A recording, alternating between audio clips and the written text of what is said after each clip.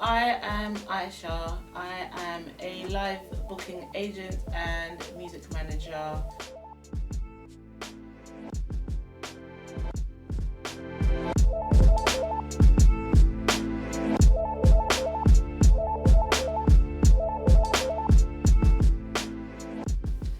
Be consistent in terms of your music releases. Do not put out one track every 6 months and feel like that's going to work. It's not.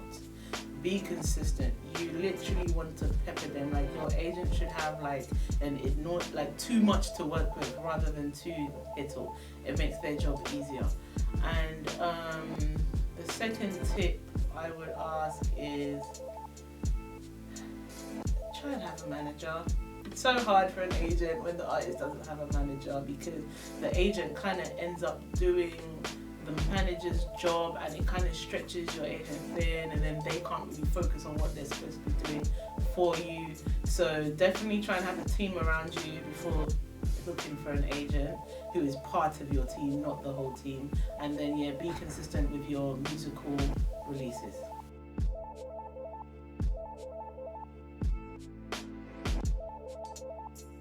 It's important for artists to be booked on festivals at a certain level.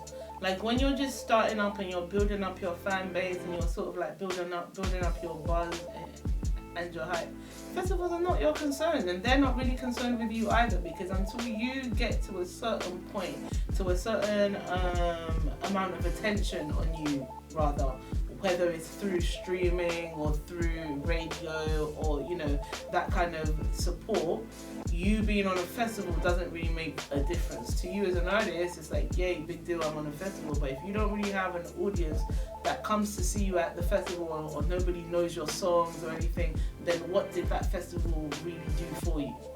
So it's important at a certain level. Once you've done your first initial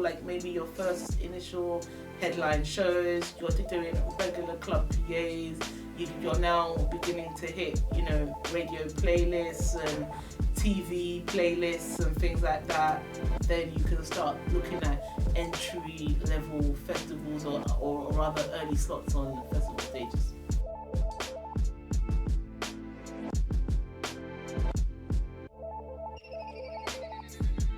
Stupid. People assume that you don't know what they know, or there's no way you could possibly know. You're not that smart. You haven't clocked their sign language and their little nudges to each other. Oh no, you don't know about that. You're way too feminine to be aware.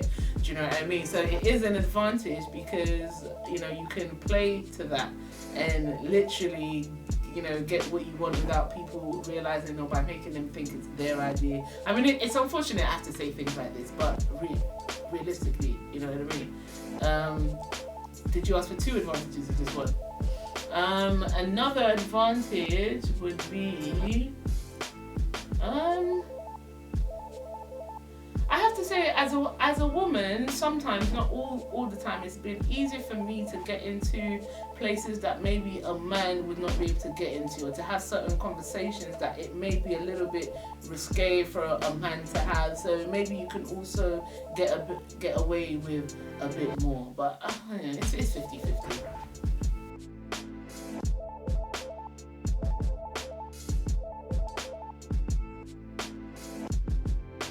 If you're doing your own shows and you're building up an audience, expect to do free gigs. The idea that I've met artists that I don't do anything for free and blah blah, but nobody knows you. So who's paying you if I don't know you? Do you understand? So it's like, you can say I don't do free gigs, but the reality is, if you're committed to this line of work and to this industry, you will absolutely work for free. You will work for the experience, you will work for the contacts, and you will work for the audience, just to grow your own fan base. But of course, it will get to a certain point where you should no longer have to work for free, because now you've achieved a certain amount of profile. Do you know what I mean?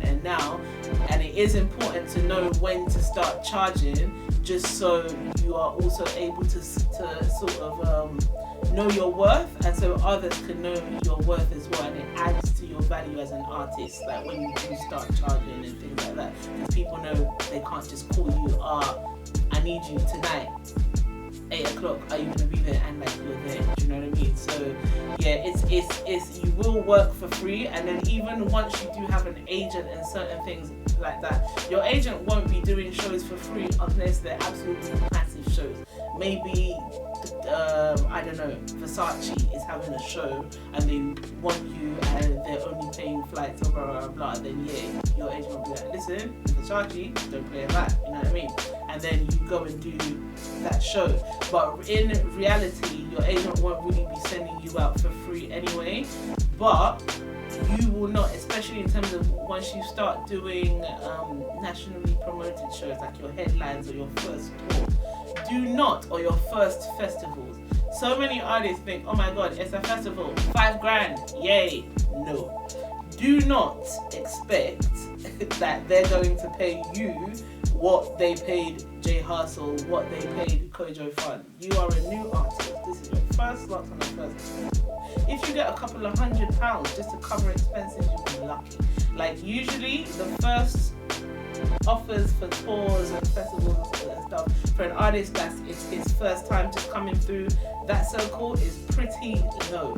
But what you have to know as an artist is they're not speaking to your worth. They're not saying, I'm not paying for you because you're only worth blah blah blah. They're literally just saying that you are not as big as so and so. So this is what, you know, we're doing for you. The fact that you're on these lineups and, you know, they still want to put on a headline show for you, which in essence is a break-even exercise for the promoter, is more a statement to say that I believe in you, I believe in your project, and I believe you will go far and do what you have told me that you are going to do. So this is like my statement of support to say that I believe in you and I'm giving you this show. And your statement of support to me and your proof of commitment as an artist is to say, even though my usual fee is 2k, but I'm getting 250 for this, because I know that you're working for me, I'm working for you, and we will have like the same end game. If you are watching, like, comment and subscribe to Urban Development right now.